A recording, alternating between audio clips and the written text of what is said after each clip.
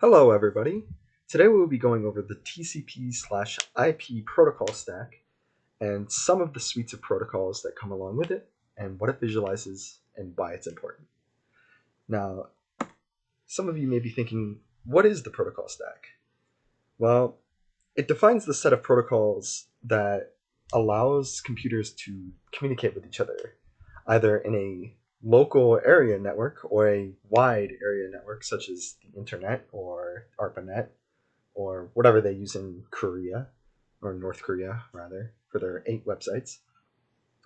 Now, the TCP IP protocol stack is kind of an industry standard. It is non-proprietary as well as incredibly widely used. One of the related stacks is the OSI model, which we will have a brief section over. It adds a few more things to the TCP IP protocol stack, but it is not so widely used, but it can be helpful to know in some situations. The TCP IP protocol stack allows software developers and network engineers to visualize two important things. Firstly, the suite of protocols, which is the communication protocols themselves, and those are your TCP IPs and ICMPs, UDP, just any protocol you can think of that allows a computer to send or receive information on a network. It also visualizes the actual stack of protocols, starting at the highest level, the application layer, and then heading down to the transport layer, the network layer, the data link layer, and then the physical layer itself. So over to your right there, you see the actual picture of a protocol stack. However, it is not so easy in implementation, but we'll get to a little bit more of that later. Now, it begins on the top on the left side, where the sender uses an application to send a message or data to a receiver. So think Discord servers, Skype messaging, Google Chrome, anything that can make a request or that you usually use that requires internet access or access to a nearby computer on the same network. This is important to note as the sending and receiving computers themselves only need this message to visualize the application data itself. Now, it starts at the application layer, then it heads down to the transport layer, like I said, and then the network layer and the data link layer. As it goes down these layers, it appends headers and footers of information that are required for these protocols to work. So, for example, at the transport layer, a TCP header or a UDP header will be appended onto the front of the data. This has your source IP address or destination IP address, anything it needs to get to its destination. After that, it gets to your IP layer, which is how your router routes the information publicly. Then it goes down to your data link layer, which appends a header and a footer. The data link layer is the only layer that has a footer of information. At the data link layer itself, is where you decide how something is going to move. And what I mean by that is it going to move via Ethernet and a cabled connection, or via Wi-Fi, which is also defined in the physical network itself as well. So as it goes down the stack, that is a process known as encapsulation. Now, similarly, as it goes up the receiving computer stack, it is known as decapsulation.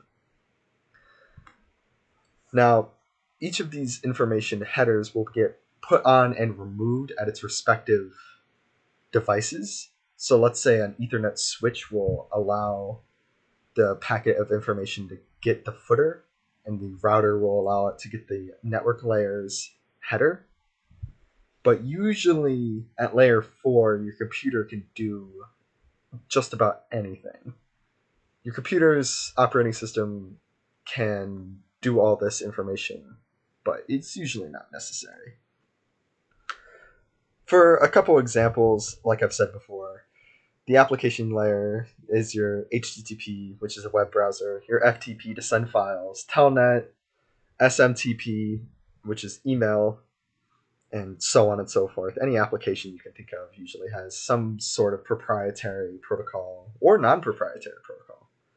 The transport layer has TCP and UDP, which are the big two players on that layer. Similarly, on the network layer, IPv4 and IPv6 are also big players to see where something is going. Data link layer and physical layer are somewhat similar, I found in my research, in that they both use the Ethernet protocols and its information to send information where it's going. However, I've only seen Wi-Fi being used on the physical layer. And like I've said, encapsulation and decapsulation, headers are appended to the front of the information. However, in the data link layer, a frame trailer, the technical term for it, is appended to the end of the data itself. So as the data gets larger and larger, the header goes on the front and gets taken off the front, as they are standard sizes, regardless of the amounts of information actually withheld in these headers. It's important to note that the data has different names at each layer. So at the application, it can be just called the data, or it can be called the message, as I've found. At the transport layer, the big two players are TCP and UDP. So it's called a TCP segment at this layer, or UDP datagram. At the network layer, it's called a packet. The data link layer and the link layer, it's called a frame. And the physical layer is when it's actually bits on the wire or going through the cable to its destination. The physical layer isn't super important for computer scientists or cybersecurity people. It's more for electrical engineers, but it's important to know that it's in the stack, at least. Now, as I've said before, here is the OSI model, and it adds two somewhat important, somewhat not important layers in the TCP IP stack. The presentation layer is only for encryption and decryption, I found on its official website. And the session layer literally is only for starting a session with the connecting node. So its information is only for establishing a connection and how it's going to do that. This model isn't super popular as it's a little bit more advanced, but it is used in some industries. Mostly software design will look more at this rather than the simpler TCP IP model, but it's important to know this is also an option. But they both visualize the same things. Now, why is it important? Well, it kind of defines how computers interact and communicate with each other, first and foremost, which is pretty damn important. Operating system developers need to define how the protocol stack is interpreted, so it needs to define it. An operating system at its least important, well, rather, an operating system at its lowest level needs to be able to communicate with others. And to do this, the software using the stack needs to be written itself. So how data is going to be appended and sent over the network. It's pretty important for those kinds of people. As you delve into more complex and interesting systems, you can define where a device or protocol is on a stack, a standard stack, rather than just conceptually how it works. It at least it helps me with visualizing some things, and if it's high level or lower level. And it can really help later on when you have to map out a network and what protocols it needs to use or doesn't need to use or can't use sometimes. And protocols usually will sit on one layer. However, processes like ARP, address resolution protocol, will sit in between two different ones, usually, depending on your interpretation, at least.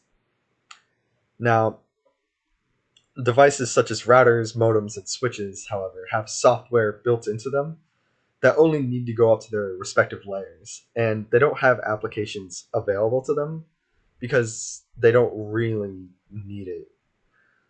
You could, in theory, write an application for a router, but it's not totally necessary.